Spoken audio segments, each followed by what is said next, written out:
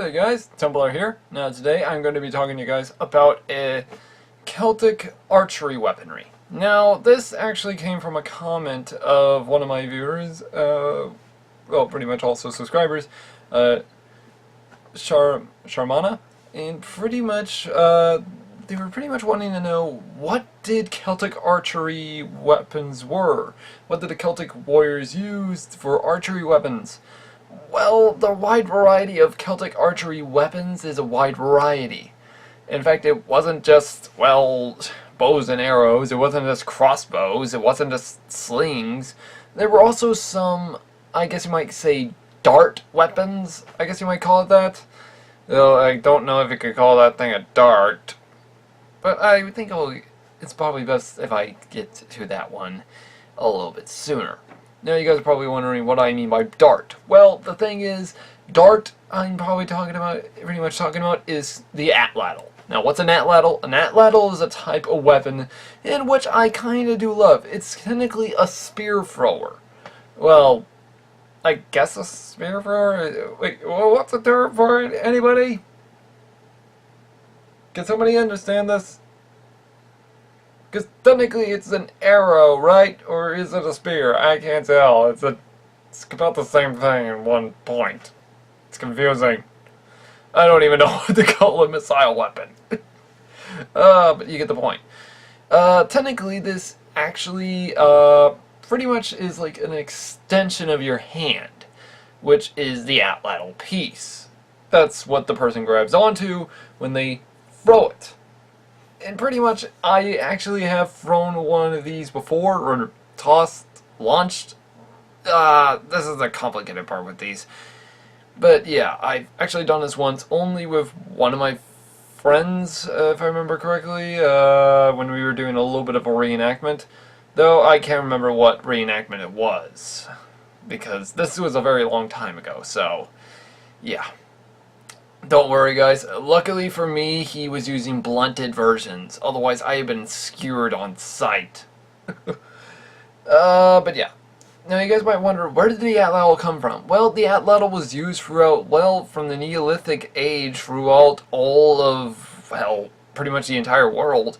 From the Mayans and the Aztecs, to the Celts, to the Roman, well, early Roman hunter-gatherers, to the stone man, to the Egyptians, and pretty much all the way off to Asia. Pretty much the Atlatl was seen everywhere. But now you guys might ask, well, when was it stopped? When did people stop seeing it? That's the thing. It was still seen in history books from the Neolithic age up until the time of the Renaissance.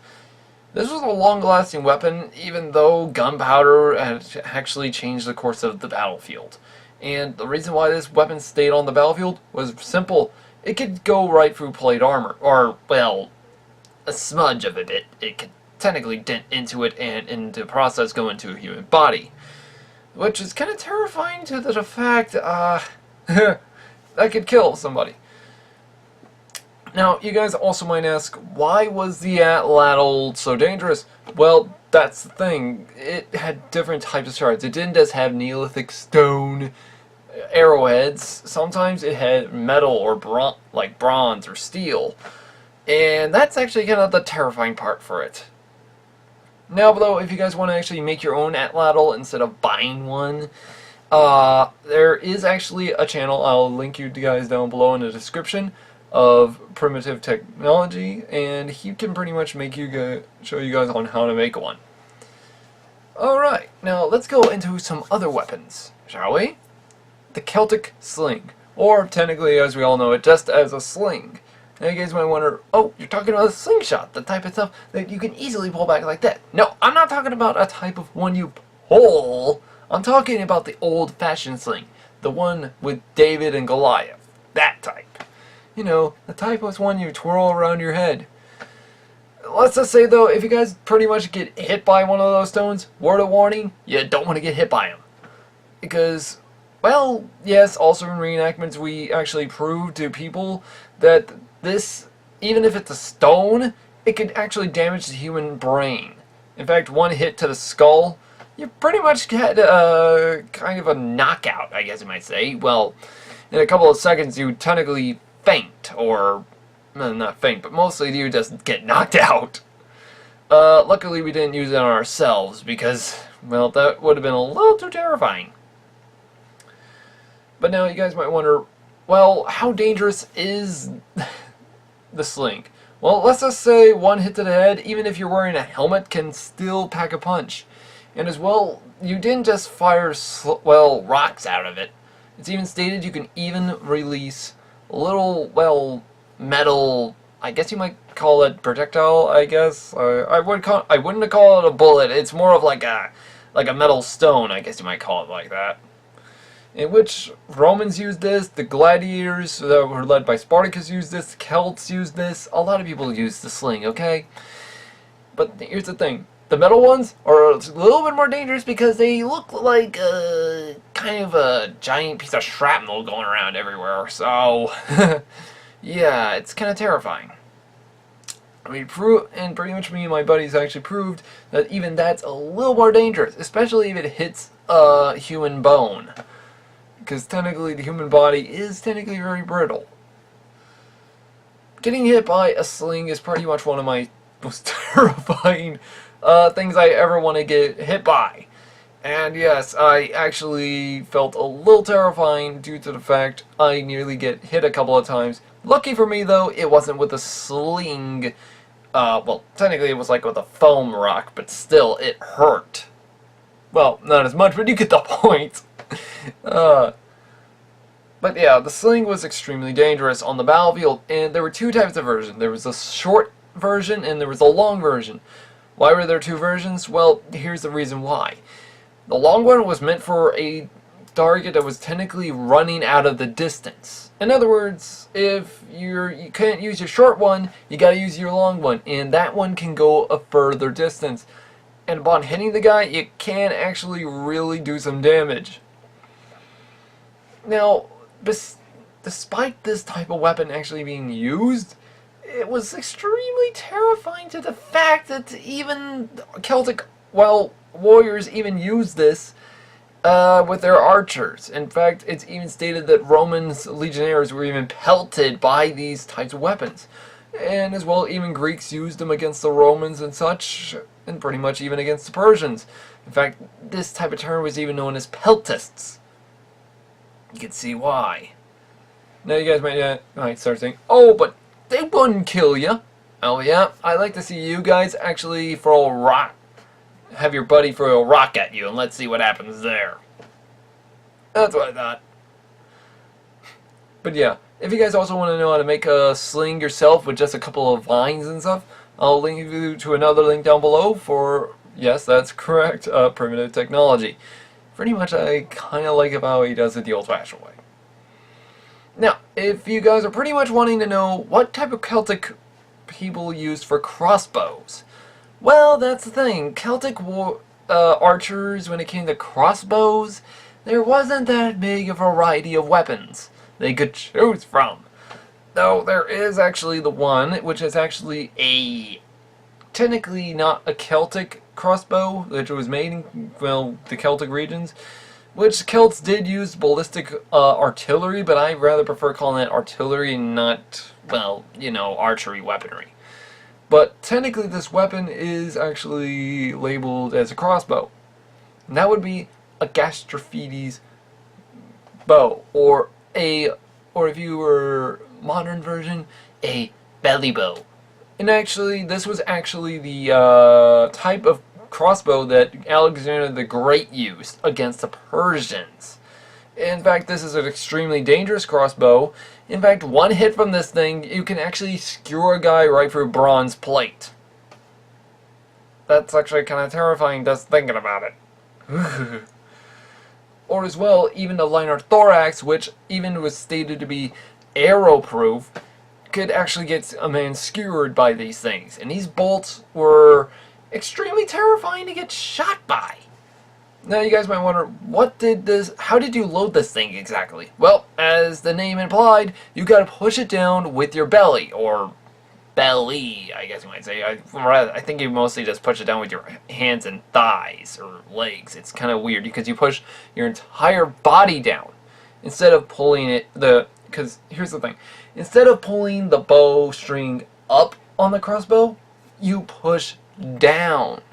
This is technically a new invention idea, which the Greeks used to full efficiency. But here's the thing. Soon as Alexander the Great pretty much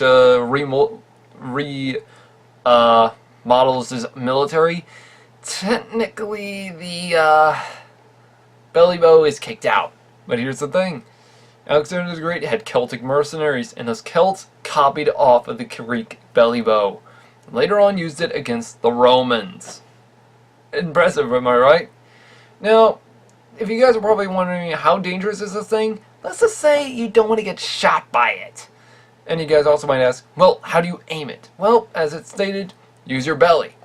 Now, I know that there are a bunch of sites that do sell these type of things. Problem is, though, I've tried looking them up myself, and it's like pain in the ass. It's like finding a needle in a haystack, which is, well, pain in the ass, so.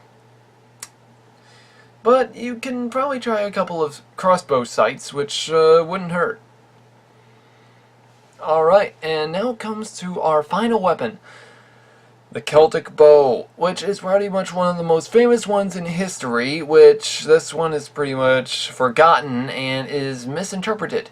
And it is the Longbow. Now you guys might ask, wait, you mean like the English longbow? And I can hear a lot of you guys stating, wait, wasn't that made in Saxon England or Norman England? No, it was actually created by the Welsh, who were actually a former people of the Britannic people. So I guess the Britannic people might have used the longbow at that point in time. No one knows. Thing is, though, the longbow is extremely powerful. Powerful enough to even still go for plate armor. Though, I guess it depends on which era you're going up against, because if you go in the 15th century plate, you're pretty much not going to get through that guy. Now, if you guys are wondering how many types of tips a crossbow, or including a bow, are supposed to have, there are hundreds of, hundreds of varieties, counting from the Bronze Age up to the late medieval, which is kind of terrifying. Because there are bodkin tips, which can skewer right through plate. There are hunting tips. There are what they call blunt tips, which if you guys don't know what a blunt tip is, a blunt tip is mainly meant for hunting use. In other words, you technically release an arrow at like say a hare or a raccoon or something, and technically it kills it within the head or something like that. You don't just use a regular, bodkin tip, regular normal arrowhead. But now, that's the scary thing about this. There are different varieties of arrows that both the crossbow and the bow and arrow used. Thing is, though, I think I'd rather prefer the bow rather than the crossbow, and I am mainly for, quick reloading.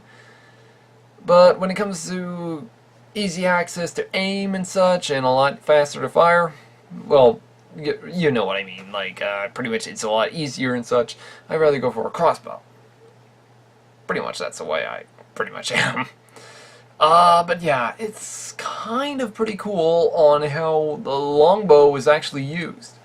In fact, it's even stated that when the Romans invaded Britannia, the Celts of Britannia did use longbows. Or so the Roman state. Now, it's even stated that this might have even gone right through the plates of the Lorica Cimentarta, which, if you guys don't know anything, this is a type of plate armor the Romans used during the time of, the emperors, or sometime during the early imperial age, I guess you might state. There are different eras of the Roman era, so it's weird. But yeah. But as well, if you guys want to know more on these type of subjects, let me know down in the comments below. I will get to them as soon as possible. If you guys want to know any type of Celtic armor, also let me know. Or if you guys also want to know any type of culture and their weaponry, also let me know down in the comments below, and I will get right to it immediately. Anyways, guys, this has been Templar, and have a good day.